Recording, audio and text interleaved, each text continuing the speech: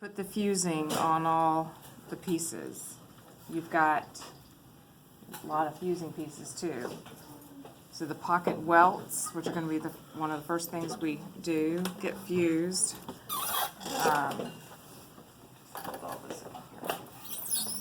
You've got some waistbands. This is like your back waistband. It's a little bit curved.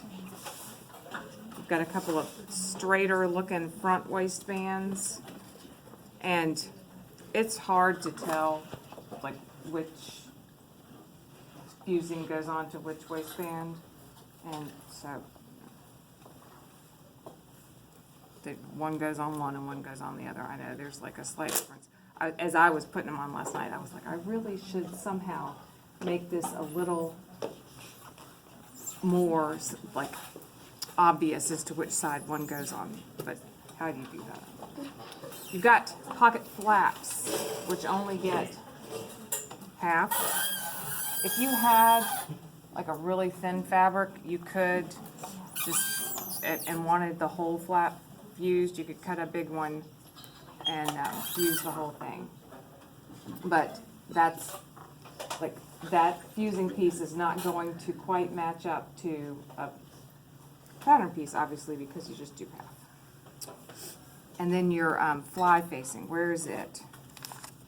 Well, here's one of the pattern pieces. We'll find it. This is the only piece that is like asymmetrical. So if you cut it with your glue the wrong direction, kind of up or down, and down, glue down would be the proper direction for cutting this.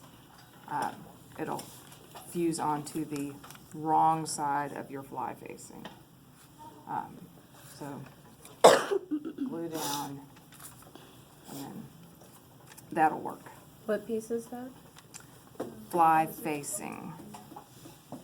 So where are my sewn up shorts? Where are the blue? Yeah. So pocket flaps got fused. Pocket welt here, we're going to do that today. Waistbands, obviously. Here's your fly facing. Oh yeah, and the other things that get these, there are these facings to the side pockets. So they're kind of long-ish.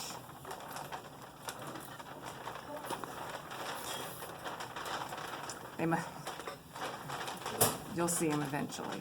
Yeah. So, good bit of stuff.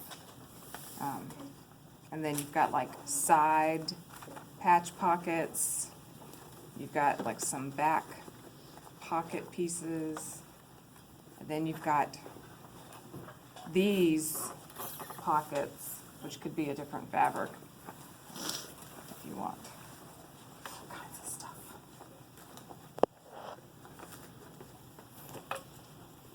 So, first thing after you fuse everything is stitch the darts in the back. So your back pants each have a single dart. Just fronts. Let me get all of that just popped over there. So there's 3 punch holes.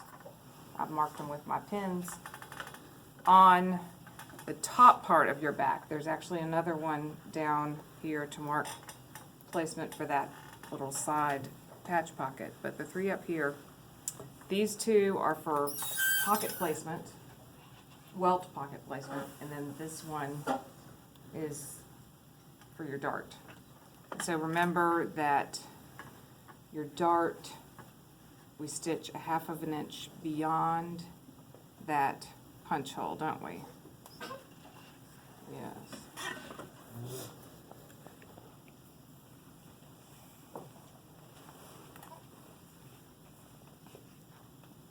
There's my punch hole.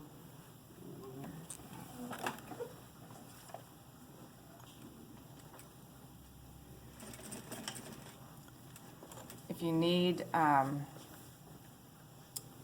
some help stitching the straight line since it's at the angle.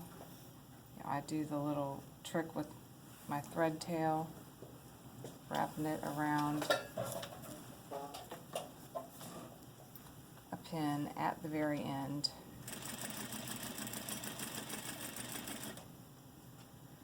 And don't forget that when you get to the end of your dart, there are some options for how we secure the thread ends, one of which is not back stitching directly over our stitches. You can either tie a secure knot by hand, you can stitch to the vanishing point of the dart and then lift everything, jump back into the fold of the dart to do a back stitch off the other stitches. Or you can shorten to like a 1 length when you get to about where I am, which is half of an inch or so away. There we go. And then just stitch off. Make sure if you're going to do this shorter one that you take a few stitches sort of in the air.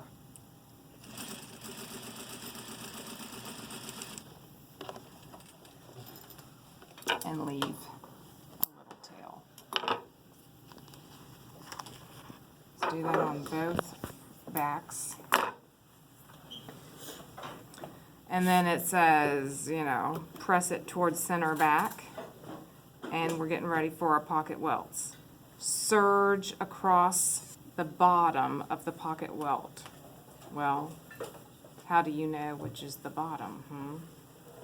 Furthest from the notches. Your pocket welts have some notches right up here. So the bottom part furthest from the notches. And